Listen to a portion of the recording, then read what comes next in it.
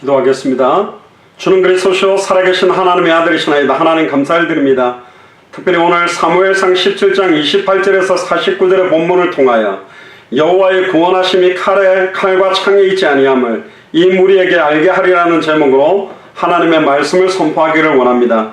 또한 특별히 맥추감사주일로 함께 예배를 드립니다. 오늘도 참된 맥추감사의 의미를 찾으며 참된 영적인 추수의 의미들을 찾는 최고의 날이 되도록 축복하여 주옵소서.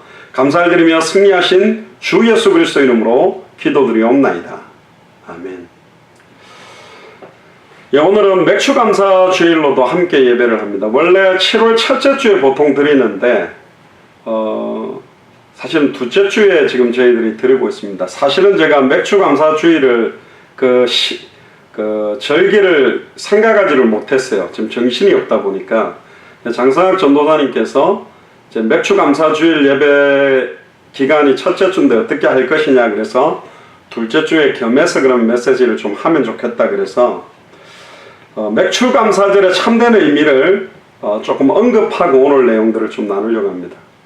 이제 맥추감사라는 말은 보리를 추수한 것에 대해서 감사를 드리는데 지금 저희들은 뭐 보리를 추수하거나 쌀이나 콩이나 뭐 이런 걸 추수하는 입장이 아니니까 이 맥추감사를 과연 해야 되는가 이런 여러 가지 의문을 가질 수도 있습니다. 특히 이제 시골에 있는 분들은 이 의미들이 굉장히 좀 체질적으로 다가올 수 있는 주제인데 도시를 살아가고 있는 저희들에게는 이 맥추감사절이 헌금 한 번 더 하는 어떤 주일로 만드는 것이냐 그런 의미가 될 수 있는데 성경에 말하고 있는 맥추감사의 의미를 잠깐 좀 찾고 이 내용을 나누도록 하겠습니다. 무엇보다도 결론부터 말하면 누가복음 10장 1절에서 예수님께서 70인 제자들을 친히 가시려고 하는 각동각처에 둘씩 앞서 보내면서 이런 이야기를 하십니다. 누가복음 10장 2절에 추수할 것은 많되 일꾼이 적으니 그러므로 추수하는 주인에게 청하여 추수할 일꾼들을 보내어 주소서 하라. 추수할 곡식들이 씌어져 있는데 추수할 일꾼이 없다. 사실은 이스라엘은 팔레스타인 지역이 있지 않습니까? 보리가 연글기 시작하는 시기가 4월입니다. 그리고 본격적으로 보리 추수는 5월경에 그래서 보리가 추수가 시작된 날로 50일 오순절 되는 날 6월 초쯤에 맥추절로 드립니다.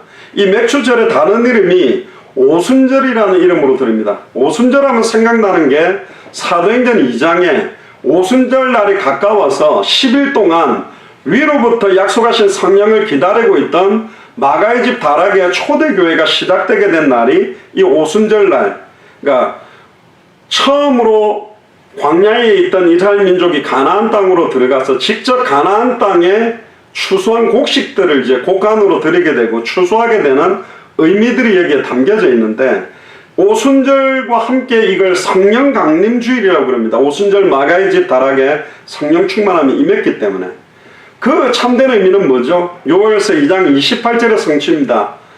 구약시대 때는 수많은 선지자 제사장 왕을 세웠더니 거짓 예언을 하고 변질된 제사를 드리고 자기 생각대로 백성을 통치하는 왕들이 일어나서 말세 때는 내가 모든 육체에 성령을 물붓듯이 부어서 남종이나 여종이나 어린아이나 늙은이나 예수를 그리스도로 알고 믿고 영접한 자를 들어서 사용하겠다.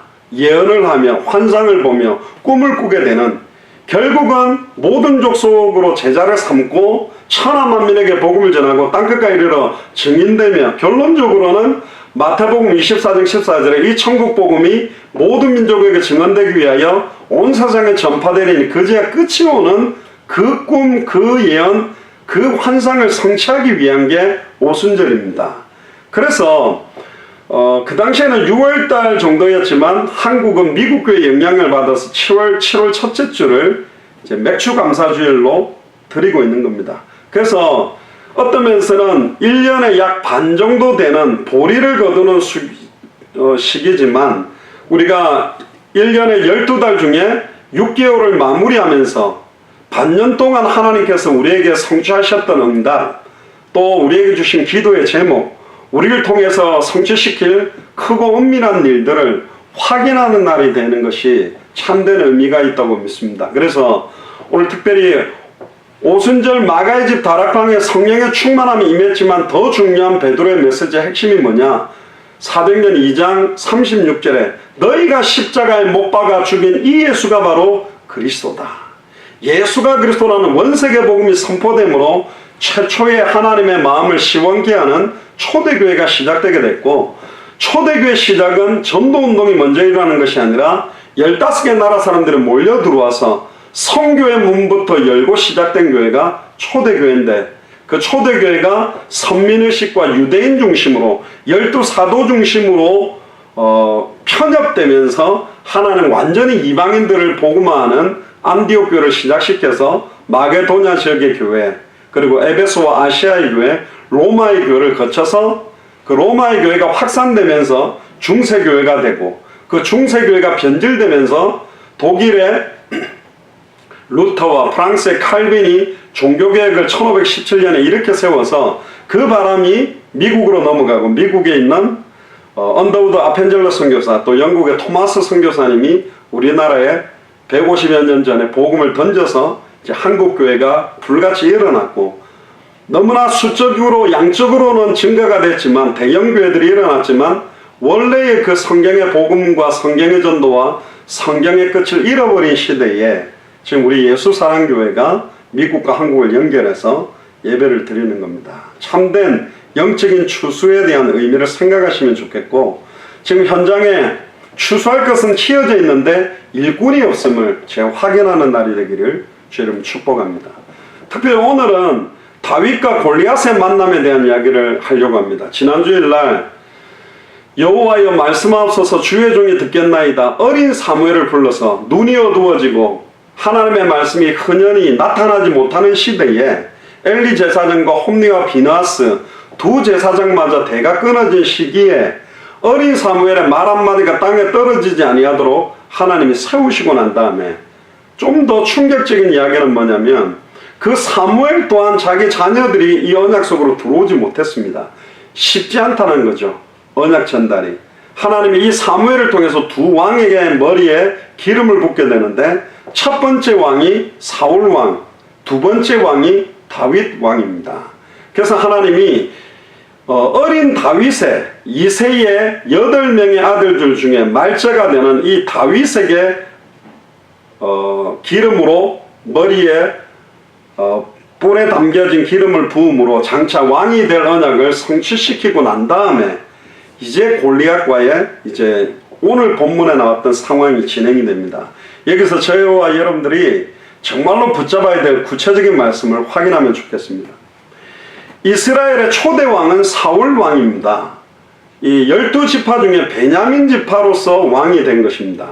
전에도 말씀드렸지만 원래 왕이 필요하지 않았습니다. 하나님이 왕이신데 이방 국가들이 사람을 왕으로 세워서 통치하니까 잘 되는 것 같아서 하나님 앞에 간절히 매달려서 얻애는 것이 왕직입니다. 그래서 하나님은 베냐민 지파 사람 사울 왕, 특히 초대교회 시대 때 우리가 잘 아는 핍박자 사울이 다메섹 이후에 바울이라는 이름으로 띄게 되는데, 얼마나 자기 베냐민 지파에 자부심이 있었는지 초대 왕의 이름을 그대로 가지고 있던 사람이 사도 바울이었습니다. 근데 그 이름을 던져버리고 이제는 바울이라는 이름으로 쓰임받게 될 만큼 초대 왕이 세워졌다는 건 대단한 겁니다. 근데 사울 왕도 자기 왕위를 요나단에게 주지 못했어요. 그 이유 중에 하나가 이 다윗 때문입니다. 처음에는 이 다윗이 자기 왕위를 흔들어 놓을 정도의 인물일 거라고는 생각을 못했습니다. 그런데 점점 여러 가지 상황이 다윗을 왕으로 세우지 않으면 안 되는 상황으로 하나님은 움직여가는 것입니다. 당시에 가장 큰 권력은 전쟁에서 승리한 자에게 어마어마한 권력이 나타나는 때가 됐습니다. 이 사울 왕도 젊었을 때 전쟁을 통해서 굉장한 용맹을 떨쳤습니다. 그런데 다윗은 사울보다도 어린 나이 때 더 뛰어난 용맹을 보이게 되는 게 오늘 골리앗과의 싸움입니다. 그 당시에 여인들이 이런 노래를 막 불렀다고 합니다. 사무엘상 18장 7절에 사울이 죽인 자는 천천히요 다윗이 죽인 자는 만만히로다. 그러니까 천과 만은 비교할 수가 없는 숫자죠. 다윗이 자기의 이름을 이스라엘 민족 앞에 떨치게 된 첫 번째 사건이 오늘 블레셋의 가장 유명한 장군인 골리앗과의 싸움이 나타나고 됩니다. 특히 이스라엘 역사에 보면 이 블레셋과는 굉장히 많은 전쟁을 치르게 됩니다. 왜 가나안 정복을 완전히 끝내지 않고 이런 블레셋이라든가 이방 나라의 공격을 그대로 두는가?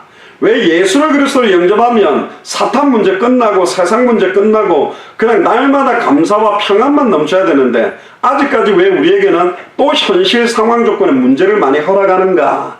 우리가 육신을 입고 있기 때문에 육신적인 질병이나 문제도 있고 세상에 속해서 불신자들과 생활해야 되기 때문에 불신자들과의 갈등도 있고 다시 오실 그리스도의 시간표 전까지는 이 사탄이 아직도 귀신들과 함께 여러가지 영적으로 공격하는 걸 허락하신 이유가 오늘 이 골리앗은 사탄의 어떤 면에서는 그림자 역할로 이 다윗은 참된 왕 되시는 예수 그리스도의 예표적인 그림자 역할로 오늘 보인다고 보면 됩니다. 사무엘상 17장에 보니까 전쟁이 벌어질 당시에 다윗은 자기 집에서 양을 치고 있었습니다.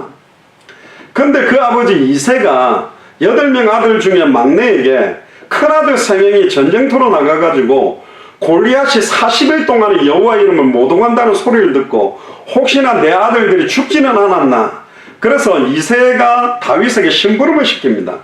형들이 살았는지 죽었는지 안부를 알아보고 증표를 받아와라.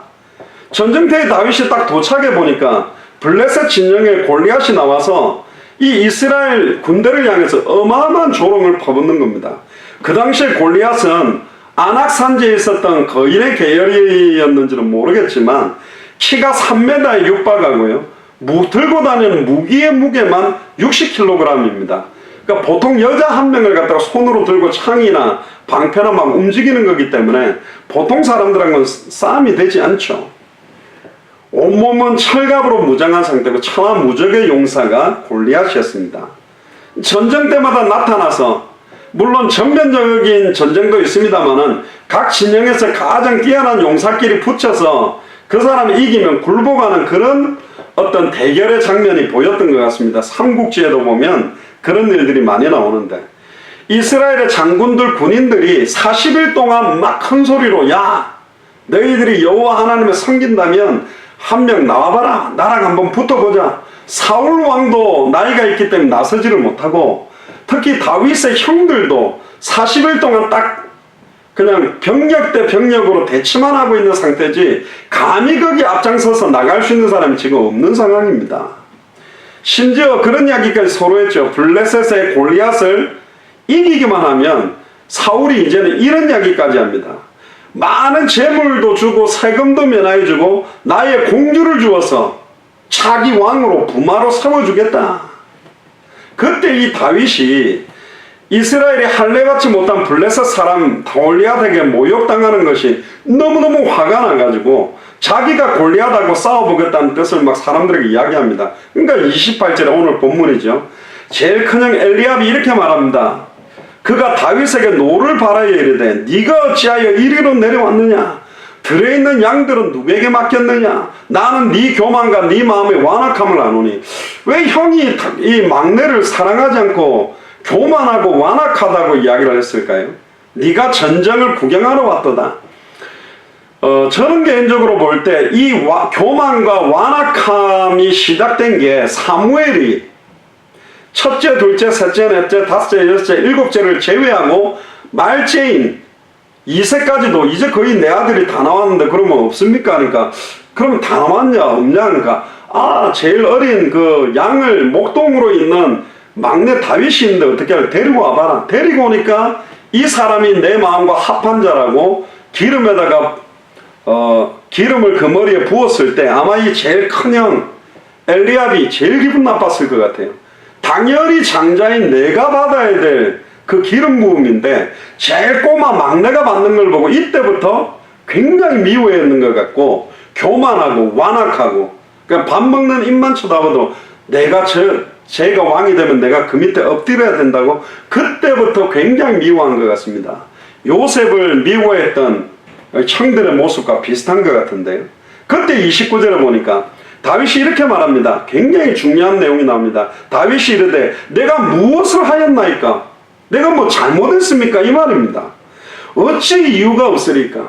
내가 화를 내는 게 이유가 없습니까? 화를 내야 되는 게 당연한 거 아닙니까? 저 할례받지 못한 골리앗이 저렇게 우주 만물을 창조하신 만군의 여호와 이름을 못 오가는데 어떻게 이렇게 다 있습니까? 당장 없애야 되지 않습니까? 이런 이야기를 하는 거예요.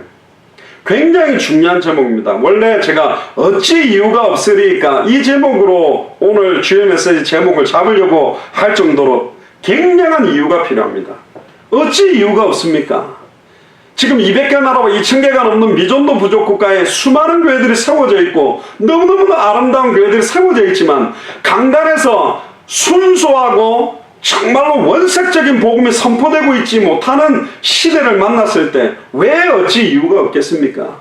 미국의 50개 주 중에 버지니아, 워싱턴 이 시대의 가이사와 같은 전 세계를 움직이는 트럼프 대통령이 있는 그 지역에 진짜 원색적 복음이 선포되어야 될 이유가 왜 없겠습니까? 있는 것이죠. 다윗이 한 것은 딱 하나밖에 없어요. 40일 동안에 전능하신 하나님 여호와를 모욕하는 골리앗을 향한 의로운 불을 낸 겁니다. 형들에게 나온 건 아버지가 심부름을 보내서 온 거예요. 증표 받아오라고 아버지의 말씀 순종한 것밖에 없고 양들은 버리고 왔겠습니까? 다른 형제들에게 맡기고 왔죠. 그러니까 형들이 말하는 다윗의 교만함과 완악함은 사실 말이 안 되는 거고 하나님 편에서는 당연히 하나님을 의지하는 이스라엘 백성은 가져야 되는 의분인데 40일 동안 그 누구 하나도 이 골리앗 앞에 나서는 자가 아무도 없는 거예요.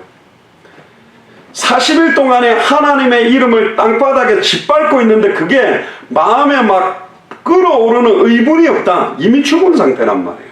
여러분들이 속해 있는 직장이라든가 여러분들과 관계 있는 친인척 가운데 하나님의 이름을 못 오가고 신앙생활하는 걸 못 오가는 거기에 진짜 영적인 의분이 필요합니다. 하나님 진짜 저들이 두렵고 떨림으로 감히 두 손 들고 무릎 꿇을 수밖에 없는 하나님이 정말로 살아계시다는 증거를 허락해달라. 그 기도가 사실은 필요한 거죠.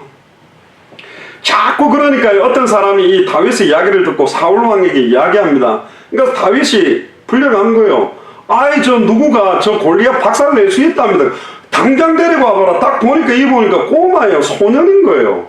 이 사울 왕이 보는 거 안타깝지. 이 뭐야? 소년이 온 겁니다.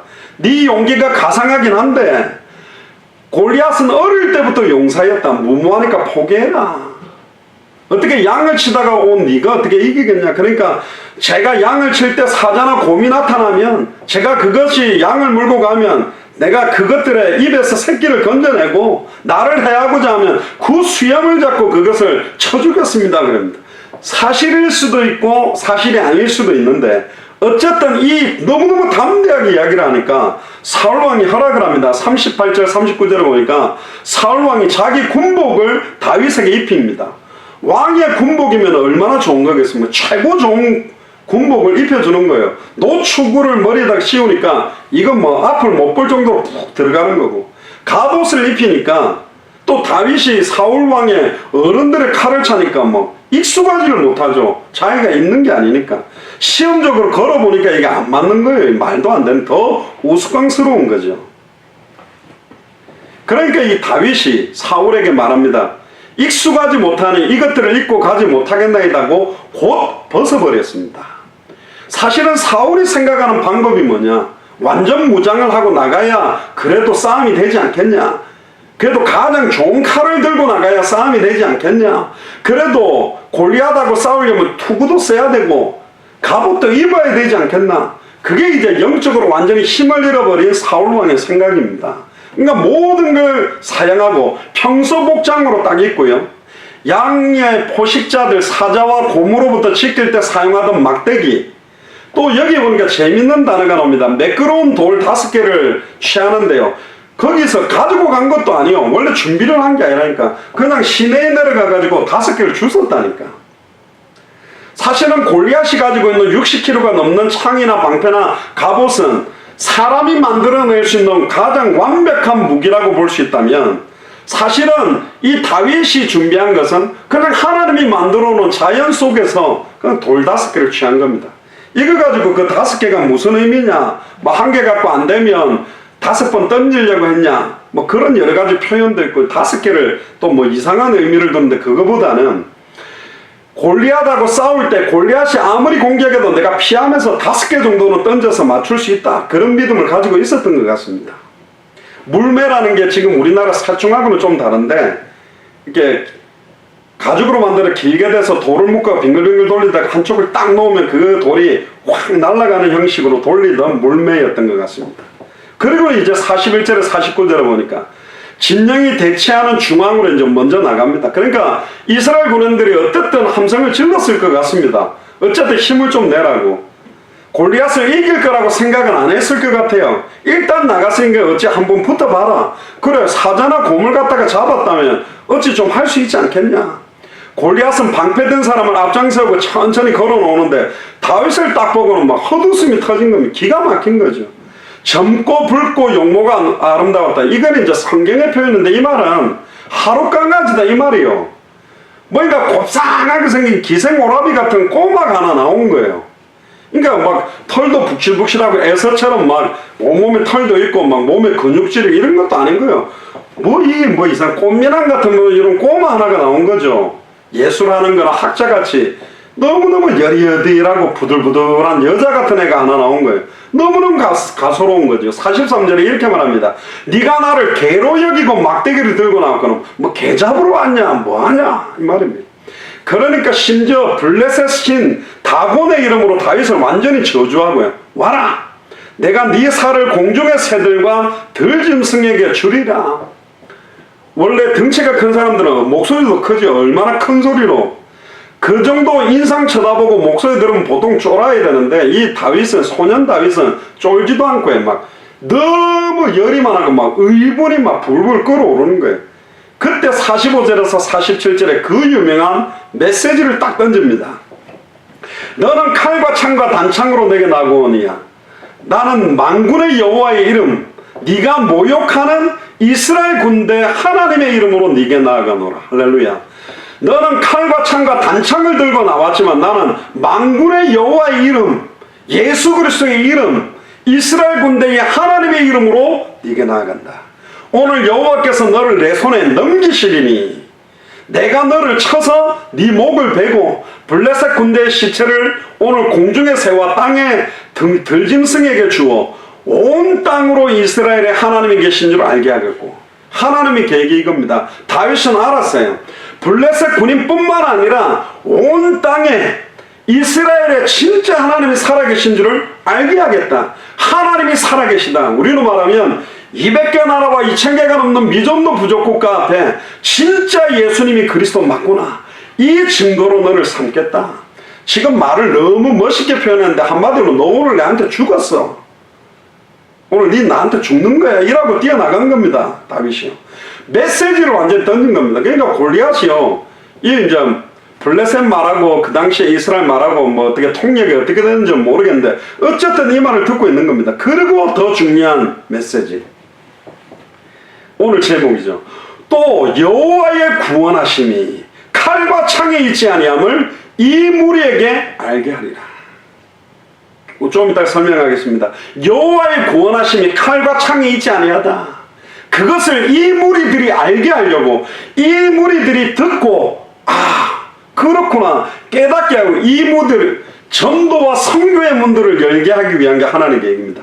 전쟁은 하나님께 속한 것인즉 그가 너희를 우리 손에 넘기시리라. 골리앗이요, 말은 다윗이 훨씬 잘한 것 같아요. 근데 너무 화가 난 골리앗이 다윗을 작살내려고 막 성금성금 다가옵니다. 그때 이 다윗이요 얼마나 열을 받았는지 막 골리앗을 향해 달려가면서 물매를 돌려서 던져버렸습니다. 그런데요, 여러분들 그 사자라든가 곰이 굉장히 빠르고 달려나가는데 그 움직이는 사자와 곰을 맞출 정도면 쿵쿵쿵 걸어오는 골리앗을 맞추는 것은 어렵지 않았겠죠. 그리고 머리에 투구를 쓰고 방패를 든 자도 있고 온몸에 갑옷을 입었는데 딱 비어있는 곳이 이 이마 얼굴인 것 같습니다. 근데 정확하게 그 물맷돌이 날아가서 골리앗의 이마의 정중앙에 박혔습니다. 여러분들 그 머리뼈가 대단히 단단하거든요. 근데 이 그 물맷돌이 박혔는데 머리에 정확하게 박힐 정도의 실력. 그래서 이제 보통 이 메시지를 가지고 사람들이 이렇게 말합니다. 봐라, 골리앗이 얼마나 물맷돌 연습을 많이 했으면 달려가면서 골리앗 이마에 박힐 정도로 맞췄으니 실력을 준비하고 기능을 준비해라, 뭐 이런 메시지로 사용하는데, 여기서는 그 메시지를 하고 싶은 게 아니에요. 지금 시간표가 뭐냐, 부녀자가 나가더라도 골리앗은 무너질 시간표라니까. 왜? 만군의 주 여호와의 이름의 능력이 딱 증명돼야 되거든요. 그는 블레셋뿐만이 아닙니다. 다윗의 형 엘리야뿐만 아니라 이스라엘 민족뿐만 아니라 사울 왕과 모든 언약 속에 있는 백성들에게 진짜 하나님이 살아계심을 드러내려고 하는 시간표가 이 시간표입니다. 몸 빼입은 아줌마가 나가도 골리앗은 넘어지는 시간표라니까요. 그 잘못 던져도 골리앗이 피하는 척 하다가 맞고 죽는 시간표입니다. 이거는 골리앗의 능력이 있는 게 아니었어요. 다윗이 던졌던 그 돌에 하나님의 능력과 권세와 하나님의 계획들이 그 돌멩이 안에 딱 집중이 되어 있는 시간표거든요. 너무 멋있죠? 굉장히 드라마틱한 이야기입니다. 그런데 이 드라마틱한 이야기에서 가장 중요하게 우리가 찾아내야 될 건 뭐냐? 여기서 하나님이 우리에게 주는 메시지가 뭐냐? 이게 너무너무 중요합니다.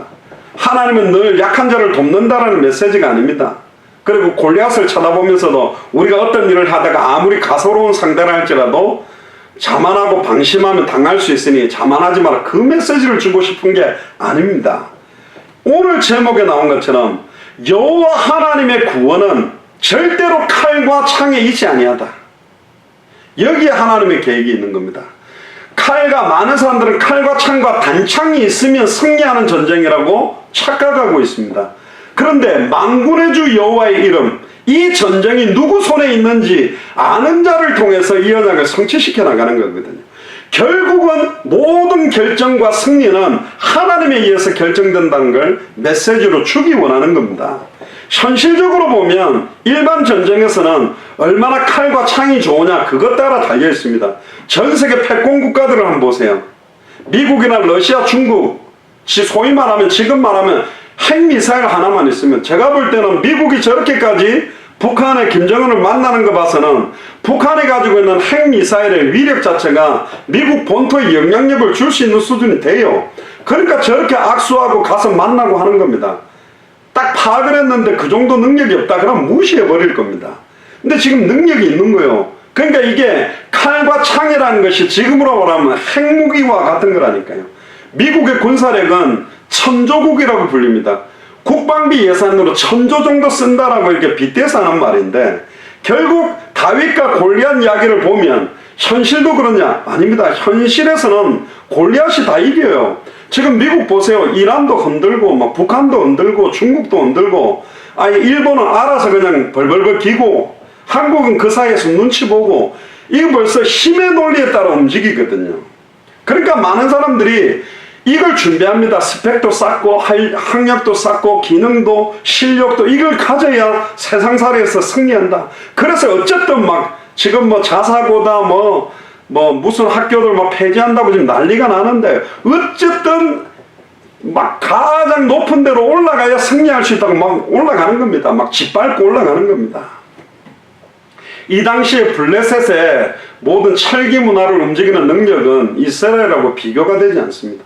그런데 하나님은 여기서 우리에게 주시고자 하는 메시지가 뭐냐? 여호와의 구원하심이 칼과 창에 있지 않다. 이 메시지를 우리에게 주려고 하는 겁니다. 칼과 창이라는 것은 세상의 방법입니다. 사람의 방식입니다. 그걸로는 하나님의 어마어마한 구원의 계획을 이룰 수가 없다. 이렇게 말하면 이 메시지가 이상적이고 종교적이고 낭만적이라고 들릴 겁니다. 말은 멋있는데 현실은 안 그래. 말은 하나님을 믿는다, 예수를 그리스도로 믿는 믿음을 가지지만 당장 돈 없고 당장 뭐 좋은 서울대 이런 데 못 들어가면 뭐 성공 못 하는데, 이런 식으로 이중적으로 교회에서는 하나님의 전능하심을 믿고 현실은 내 머리나 수단 방법으로 용쓰면서 세상적인 방법 100% 쓰지도 못하고 100% 하나님의 능력을 믿는 믿음으로도 못 들어가고, 중간에서 양다리 걸쳐놓고 좀 되는 듯 하면 세상 방법대로 하고, 세상 방법대로 쓰다가 안 되는 듯 하면 하나님 의지하고, 이렇게 양다리를 걸쳐놓고 신앙생활 하는 사람들이 굉장히 많습니다. 그러면 한번 바꿔서 이야기해 봅시다. 완전히 인본주의 극치를 사용하고 있는 사람들을 보자는 거예요. 정치, 사회, 경제, 문화에서 어쨌든 짓밟고 들어가는 사람 보자는 거예요. 어떤 학교에 교무과장으로 있던 사람이 상둥이 딸들에게 아예 어쨌든 1등급 받게 하려고 답안지를 빼내가지고 하다가 지금 난리가 나서 시끄럽거든요. 그렇게 해서라도 보내야 됩니까? 서울대를? 과연 그렇게 해가지고 성공한 그 아이들이 과연 거기에 대한 참된 행복을 누리고 있습니까? 인간은 영적인 존재입니다. 지금 우리 주변에 우리가 볼 때는 선망의 대상이라고 보이는 그 사람들 진짜 행복하냐? 아닙니다. 제가 부산에서 동아대학교 사역을 했었는데 동아대 학부생들은요, 동아대학교 대학원생들 되게 부러워하고, 대학원생들은 시간 강사들 되게 부러워하고, 시간 강사들은 조교수를 되게 부러워하고, 조교수들은 전임 교수 부러워하고, 전임 교수들은 학과장 부러워하고, 학과장들은 학장 부러워하고, 학장은 총장 부러워하는데 다 행복해요. 총장도 시달리고. 그 행복하지 못한 자리를 길을 쓰고 올라가려고 지금 몸부림칩니다. 이 말은 총장을 하지 말라는 말이 아니라니까. 총장을 가면 행복하는 것이 아니라 예수를 그리스도로 알고 믿는 믿음을 가지고 인생의 참된 해답이다 결론을 가진 자가 그 자리에 가야만 그 자리의 역할을 할 수 있는 거예요. 우리나라 대통령 가운데 장로님 했던 사람들이 여러 섰습니다. 그런데 나라는 더 어려웠다니까. 장로님이 쓰는 게 문제가 아니고 우리나라를 국가가 기독교 국가로 공인한다고 해서 축복받는 게 아니라 진짜 예수를 그리스도로 알고 믿고 순종하는 자가 이제 정치로 들어가야 돼요. 경제로 들어가야 돼요. 아예 사회 문화로 들어가서 하나님 살아계신 능력을 나타내야만 변화시킬 수 있는 거라니까. 그동안 우리가 너무 정치, 사회, 경제, 문화를 방치시켰다. 경제라는 것도 불신자들이 다 가지고 놀도록 방치됐다. 물론 가인의 후손들이 이 계열로 각종 기계를 만들고 경제를 움직이는 흐름을 잡고 있습니다만은 그들이 가지 못하는 만군의 주 여호와의 이름의 능력을 가진 자들이 하나님 살아계심을 드러냈다. 다니엘 한 사람이 그 어마어마한 강대국 다리오 왕이 하나님 살아계심을 인정할 수밖에 없는 증거를 드러냈다. 사드락 메삭 아벤노고는 포로로 잡혀갔지만 느부갓네살 왕이 아예 하나님 살아계심을 인정할 수밖에 없도록 나타낼 수 있다. 어마어마한 걸 가지고 하는 게 아니다. 만군의 주 여호와의 이름의 능력, 구원하심이, 여호와의 구원이 과연 어디에 있는가, 그걸 아는 자들이 들어가야만 된다니까요. 근데 우리는 그 자리를 가면, 내가 목표라는 자리를 가면 행복할 수 있다고 착각하는 것입니다. 참된 행복의 답을 가진 자가 그 자리로 들어가서 그 자리에 참된 행복의 내용, 참된 행복의 방법, 참된 행복의 방향을 전달해야 되는 거예요. 참된 행복의 내용이 예수가 그리스도는 성경의 복음이며 참된 행복을 누리는 방법이 예수를 그리스도로 증언해서 사람을 살려내고 사망에서 생명으로 옮기는 생명운동, 말씀운동, 제자운동, 성경의 전도요. 참된 행복의 방향이 다시 오실 그리스도, 하늘에 대한 모든 소망을 두고 사는 겁니다. 이 참된 행복과 기쁨을 모르기 때문에 많은 사람들이 몸부림치죠. 최근에도 유명한 탤런트 부부가 결혼해서 1년 반 만에 파경으로 맞이하면서 야, 저렇게 잘생기고 예쁘고 저렇게 경제적인 조건이 완벽한데 그냥 깨어질 수밖에 없는 거예요. 너무너무 그렇습니다. 성경의 복음이 없다면, 예수를 그리스도로 알고 믿는 믿음 없다면 다 무너지게 되어 있는 거거든요. 그리고 텔레비전에도 굉장히 행복한 가정인 것처럼 막 빗대서 보여주고 하는데 아니요. 또 그러니까 자기들이 또 행복한 건 줄 압니다. 그건 계속되는 악상황이에요. 악순환이에요. 여호와의 구원이라는 말이 뭡니까? 여호와의 구원, 바로 예수라는 뜻입니다. 예수, 자기 백성을 저에게서 구원할 자, 여호와의 구원을 성취할 자라는 뜻이 예수입니다. 여호수아, 호세아, 예수, 히브리어 헬라어로 여호와의 구원이라는 것입니다. 구원은 오직 여호와 하나님으로부터만 나오는 능력이라니까. 이 땅에 그 어떤 것으로 채워지는 게 아닙니다. 그래서 예수님도 마태복음 16장 13절에 20절에 아직 예수를 그리스도로 알지 못하고 눈에 보이는 이적과 기적에만 집중하고 있는 12제자와 이스라엘 민족을 향해서 공생애를 마무리하는 시점에 물었습니다. 사람들이 나를 누구라 하느냐? 너희들은 나를 누구라 하느냐? 내가 누구냐? 예수 여호와의 구원을 이루기 위해 오신 그 예수님이 바로 그리스도라고 알아야만 승리할 건데 예수님이 누군지를 몰라요. 모태신앙으로 자랐는데 교회 신앙생활도 하고 중직자로 있는데 예수님이 그리스도란 참된 의미를 모른다. 그리스도가 무슨 말입니까? 기름 부음 받은 자라는 뜻입니다. 아담과 하와 이후에 남자와 여자의 씨가 만나서 태어나는 사람들은 모두 다 아담의 후손이기 때문에 그들은 태어나는 순간 죄인이요, 죄인은 죄 문제를 해결할 수 없고 죄인은 사탄을 이길 수 없고 죄인은 하나님께로 갈 수가 없다. 인간에게 수많은 문제들이 오는 근본 이유 세 가지가 사탄 문제, 죄 문제, 하나님을 떠난 문제인데 이 근본 문제 세 가지를 해결할 자가 필요한 겁니다. 그래서 아담과 하와에게 창세기 3장 15절에 여자의 후손을 보내주겠다. 남자와 여자의 씨로 태어나는 자가 아니라 동정녀 마리아 몸에 성령으로 잉태해서 태어나는 사람, 하나님이 사람의 몸을 입고 오는 분, 성육신, 즉 인간의 몸을 하나님이 직접 입었지만 죄 없는 사람의 몸을 입고 오시는 분이 지구상에 딱 한 사람이 오게 된다. 그래야만 죄 문제를 해결할 수 있고 사탄의 머리를 박살낼 수 있고 자기 몸을 찢어서 하나님을 만날 수 있는 길을 열 수 있다고 예언한 것이 바로 메시아요 그리스도입니다. 구약시대 때 새집분 머리에 기름을 부었습니다. 선지자 제사장왕. 그러나 구약에 세워지고 신약에 있었던 선지자들은 아담의 후손으로 일시적인 기름을 부었기 때문에 죄인으로서 일시적으로 하나님 만나는 길을 선포하는 수많은 제사장들도 일시적으로 기름 부었기 때문에 짐승의 피를 가지고 반복적이고 일시적인 죄 해결을, 구약에 있었던 오늘 나오는 다윗 포함해서 사울왕은 일시적으로 기름을 부어봐서 적들과 싸워서 이기겠지만 사탄의 머리를 깨뜨리고 사망의 권세를 깨뜨리고 승리할 참된 왕이 온다. 짐승의 피가 아니라 자기의 피로 과거, 현재, 미래 모든 죄와 저주를 해방시키는 참제사장이 온다. 자기 몸을 찢어서 이제는 단번에 영원히 누구든지 주의 이름 부르면 하나님 만나는 길을 여는 참선지자가 온다. 참선지자, 참제사장, 참왕, 이 세 가지 직분을 십자가의 죽음과 부활로 성경대로 이루는 분이 바로 메시아 그리스도다. 그러면 누구냐? 처녀가 잉태하여 아들을 낳으리니 그 이름을 예수라 하라. 임마누엘이라 하리라. 예수님이 바로 그리스도란 말은 이 땅에 사탄의 배후에 역사하는 흑암 세력들을 꺾을 수 있는 분은 한 분밖에 없다. 죄와 저주로 계속 끊임없는 문제, 결혼해도 문제고 안 해도 문제고 애가 없어도 문제고 애를 낳아도 문제고 성공해도 문제고 실패해도 문제고 돈이 많아도 문제고 없어도 문제고 문제가 될 수밖에 없는 이 저주에서 해방시킬 수 있는 참제사장이 예수 그리스도다. 하나님 만나서 이분이 나와 함께하면 모든 문제가 끝난다는 겁니다. 아직도 예수님이 누군지를 몰라요. 지식대로 아는 것이 아는 게 아닙니다. 진짜 나는 하나님을 만난 사람이냐? 진짜 나는 과거, 현재, 미래 모든 죄와 저주에서 해방받은 사람이냐? 우리는 사탄과 사망 권세를 깨뜨리고 승리한 사람이 맞냐? 이걸 묻고 있는 겁니다.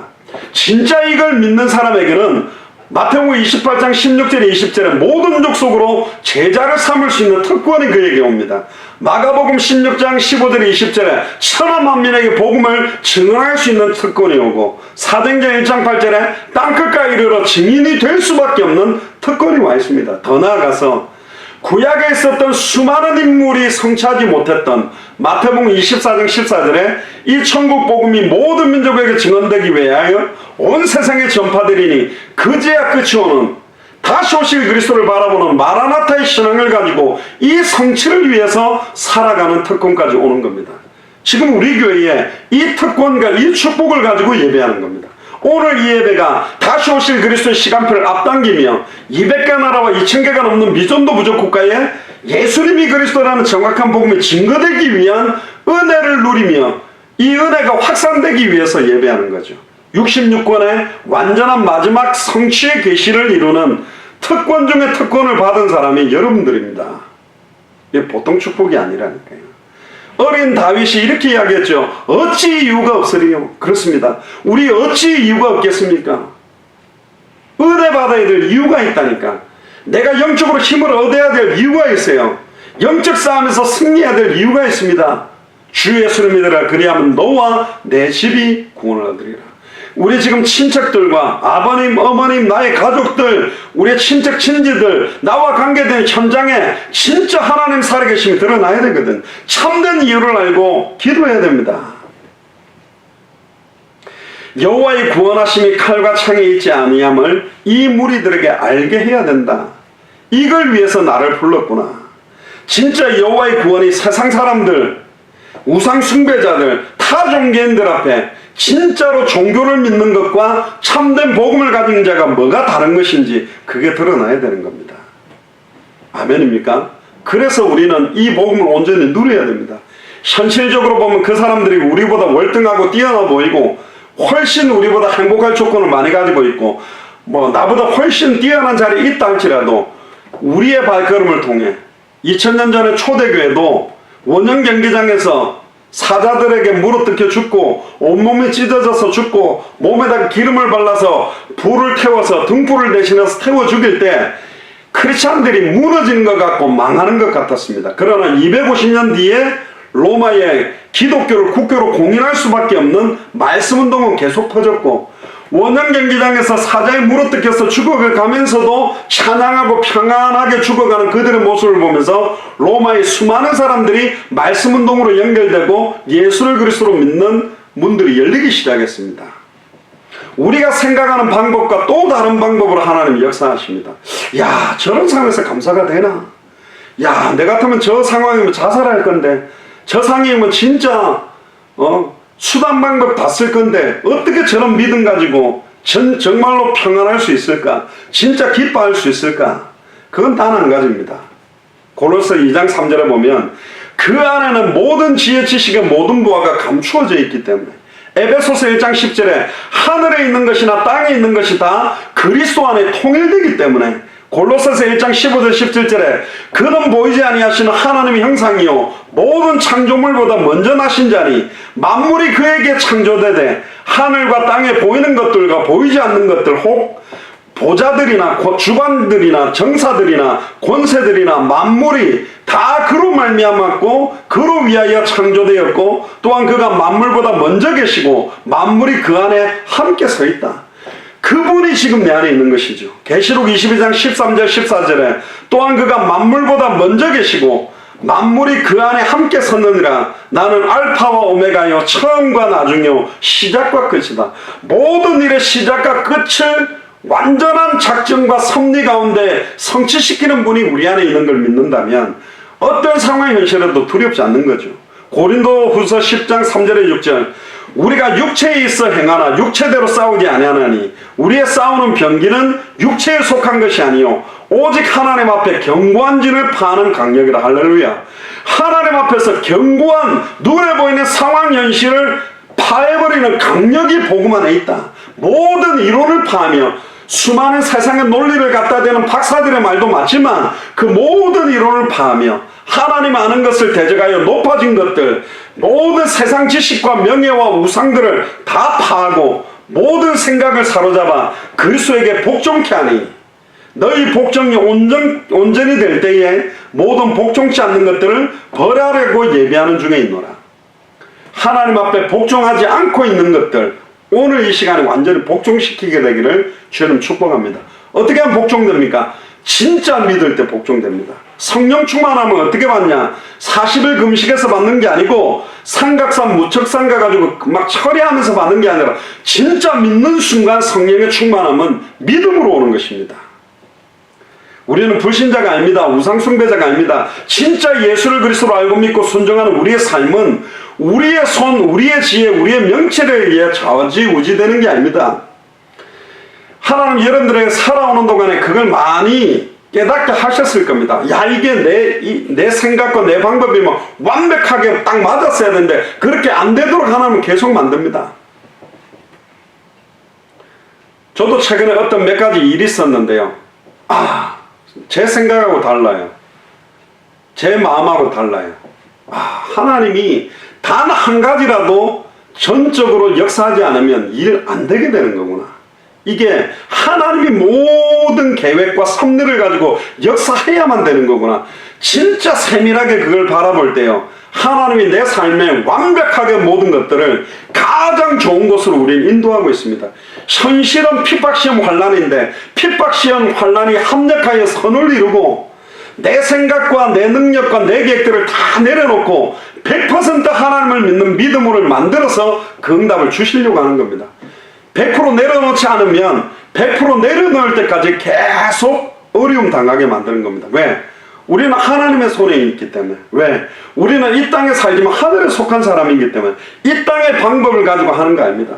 완전히 100% 세상적인 방법을 하거나 완전히 100% 믿음으로 들어가야 되지, 50%는 세상 방법, 50%는 하나님을 의지하는 적당하게 합리주의적으로 살아가는 것이 아닙니다. 그러니까 뜨겁지도 않고 찹지도 않는 어중간한 거예요. 이게 감동과 감화가 없는 거예요. 이야, 진짜 하나님의 역사인 거 맞구나. 진짜 예수가 그리스도 맞구나. 이 체험을 못하는 것입니다. 왜? 내가 미리 준비하고 계획하고 내가 내 뜻대로 해놓은 것이기 때문에. 전적인 하나님의 섭리와 작전과 계획과 인도와 역사 속에 우리의 인생은 진행되어 왔고, 지금도 하나님 우리를 인도하고 있고 앞으로도 완벽하게 인도하셔서 완성시킬 겁니다. 우리 앞에 골리앗이 문제가 아니요, 그 골리앗과 같은 현실 상황 조건을 어떤 믿음으로 지금 붙었느냐, 어떤 믿음을 가지고 있느냐, 이게 우리에게 완전한 열쇠입니다. 칼과 창으로 무장한 힘들이 항상 우리 앞을 가로막고 있습니다. 똑같이 칼과 창 갖고 싸워야 됩니까? 이미 우리는 아닌 거예요. 냉철하게 말해볼 거예요. 지금 여러분들이 당대의 여러분들 나이대의 그 분야의 최고입니까?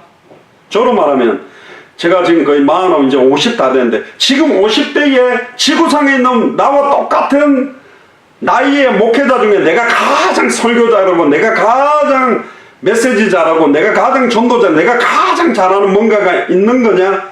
아닐 수 있잖아요. 거의 아니잖아요. 그럼 지금부터 어떻게 하면 그걸 막 그 사람들을 짓밟고 내가 더 뛰어난 뭔가를 만들어내면 됩니까? 아니요. 처음부터 만군의 주 여호와의 이름, 여호와의 구원하심이 칼과 창에 있지 아니함을, 오직 만군의 주 여호와의 이름의 능력을 믿는 믿음 안에 있음을 100% 믿는 믿음이라면 승리하는 겁니다. 제가 동부 지역의 아이비리그 학교들을 막 들어가서 그들에게 복음을 전할 때요, 내가 너희들보다 머리는 똑똑하지 않는데 예수를 그리스도로 믿는 믿음은 너희들하고 비교가 안 된다. 나는 진짜 믿고 있다. 이 믿음 때문에 내가 왔다. 사실은요, 우리에게는 하나님이 가장 소중한 어마어마한 비밀 중에 비밀, 만세와 만대로부터 감추었던 비밀, 예수가 그리스도, 이 복음을 우리에게 맡겨놨다니까. 이거는 술객들이나 박사들이나 유대인이나 헬라인은 값어치 있게 보지 않습니다. 십자가의 도가 멸망당하는 자들에게 미련하게 보이지만 구원을 얻는 우리에게만 하나님의 능력으로 나타나는 겁니다. 세상적이고 인간적인 방법으로 일이 잘 풀려진다고 좋아하시면 안 됩니다. 지금 그걸로 계속 잘 된다는 것은 완전한 구렁텅으로 빠질 시간표가 더 극대화되고 있다는 겁니다. 기초가 완전히 약한데 건물을 계속 올리고 가장 비싼 기자재를 가지고 층수를 계속 올리면 결국 무너져 버리는 겁니다. 원래 콘크리트가 단단하게, 기초공사가 단단하게 얼마나 깊이 공사를 했느냐 따라서 위로 올라가는 것입니다. 우리 잠실에 있는 롯데월드 타워 같은 경우는 지하로 어느 정도 단단하게 해야만 그렇게 올라가겠습니까? 우리의 영적인 깊이 있는 예수를 그리스도로 믿는 믿음의 뿌리를 내린다면 그 위에 눈에 보이는 증거들이 따라올 것입니다. 우리는 2000년 전 십자가 부활로 모든 문제를 끝내고 완전히 승리하신 주님이 우리 안에 함께 계시면서 오늘 예배를 드리는 겁니다. 그분이 우리에게 이렇게 말씀하셨어요. 요한복음 16장 33절에 이것을 너희에게 이르면 너희로 내 안에서 평안을 누리게 하려 함이라. 완전 핍박시험 환난 가운데인데 평안을 어디서? 내 안에서, 그리스도 안에서 누리게 하려 함이라. 세상에서는 너희가 환난을 당하나 담대해라. 내가 세상을 이겼다. 세상을 이기신 분이 우리와 함께 계시다니까. 우리는 이미 끝을 보고 있는 사람입니다. 승리한 싸움에 동참한 사람들이라니까. 여호와의 구원하심이 칼과 창에 있지 않습니다. 진짜로 만군의 주 여호와의 이름의 비밀을 믿는 자에게 있음을 이 무리들이 알게 하도록, 우리와 관계된 친인척들이 알고 나를 알고 있는 모든 불신자들과 타종교인들이 알도록 우리에게 오늘 메시지를 주신 겁니다. 여러분들과 제 발걸음을 통해 200개 나라와 2000개가 넘는 미존도 부족국가 앞에 여호와의 구원하심이 칼과 창에 있지 아니하고 오직 만군의 주 여호와의 이름을 믿는 믿음 안에 있음을 드러내실 줄로 확신합니다. 그래서 이번 주간도 완전히 예수를 그리스도로 믿는 참된 믿음 안에서 참된 평안함과 기쁨을 회복하는 최고의 한 주간이 되기를 주의 이름 축복합니다. 기도하겠습니다. 주는 그리스도시요 살아계신 하나님의 아들이시나이다. 하나님 감사합니다.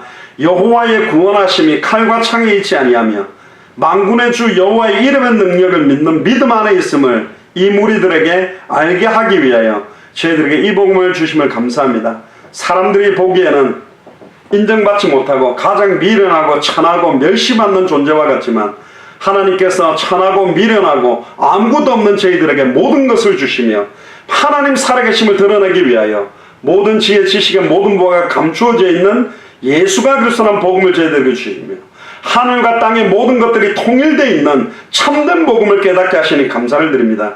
이제 본격적으로 200개 나라와 2000개가 넘는 미존도 부족 국가를 영적으로 추수할 수 있는 시작이 되도록 축복하여 주옵소서. 지속적인 생명운동, 말씀운동, 제자운동하는 제자들을 세워나가는 사역들이 본격화되도록 우리 예수 사랑교회 모든 교육자들과 중직자들과 성도들과 우리 후대들과 연결되는 모든 선교사님들에게 이유 있는 축복을 부어주시며 온 세상의 모든 백성들이 하나님 살아계심을 인정하고 두려워 떨며 무릎을 꿇고 두 손을 들 수밖에 없는 역사가 시작되도록 이번 한 주간을 축복하여 주옵소서.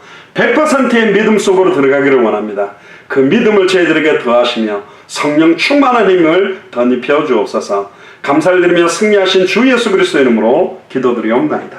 아멘.